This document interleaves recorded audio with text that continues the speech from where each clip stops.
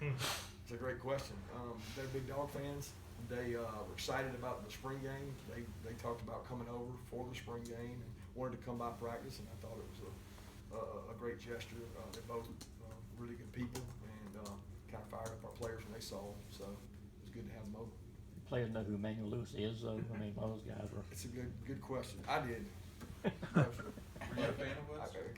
Am I a big fan of West? Were you? Yeah. I mean, I watched the show. It's my generation. So Is Chris Tucker same thing? definitely, fan of Chris Tucker. One of the funnier guys that I've ever watched and been around. Big fan of his movies.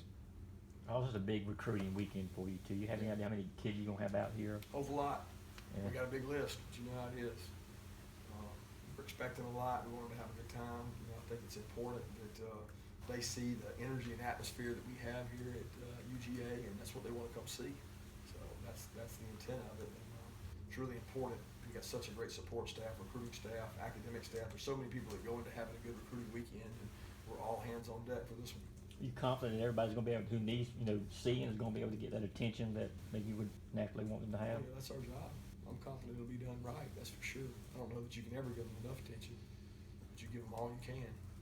Kirby, when it came to red zone defense, when you guys studied it before spring practice, what were the areas that led you guys to have the type of results there? Yeah, it was a lot of breakdown in goal line defense more than anything. Red zone defense can be one of many things. Were we bad? And we tried to target that this year. And we really emphasized going back to the basics, because the sad thing is I've been a part of defenses that called all the same defenses and were top 5 in the country. So, it's really more about executing what you call, not necessarily changing what you call it. You might need to have a new twist in there or a new wrinkle, but a lot of it, we never had a goal line stop. You go back to Ole Miss, we had a couple busts in the red area. I mean, it's like every game, one thing happened, and you can't pinpoint it on. Any turnovers in the red area, no stops for field goals.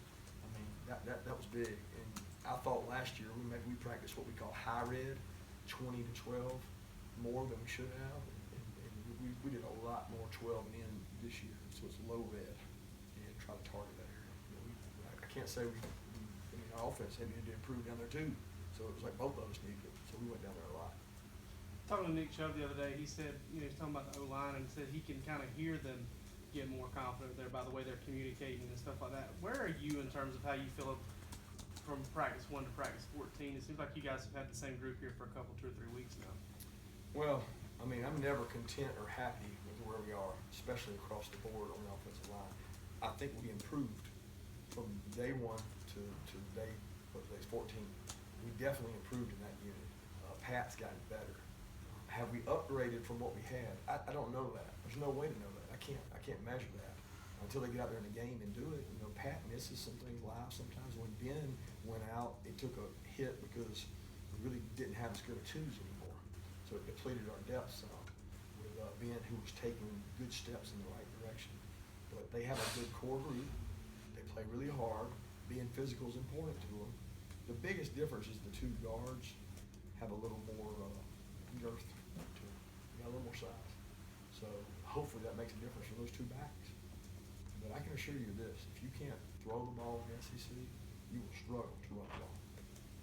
Last question. You're going from sort of 5 weeks in a row where you're able to see the kids every single day, be able to have an income fund like that. What's the next time until the fall going to be like for you?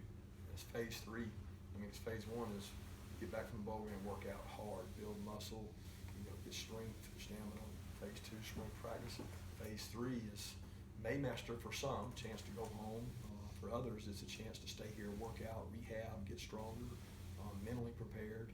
Obviously, part of phase 3 is bringing in the new signees who will be here soon. But for me or our staff, it's a lot more about recruiting, because we go full force recruiting as soon as next week sometime. But midweek, we're going to go out. So we're going to go out recruiting, and I'm not allowed to do that, so I'll be doing in-house stuff, speaking engagements, all the stuff you guys love to come do.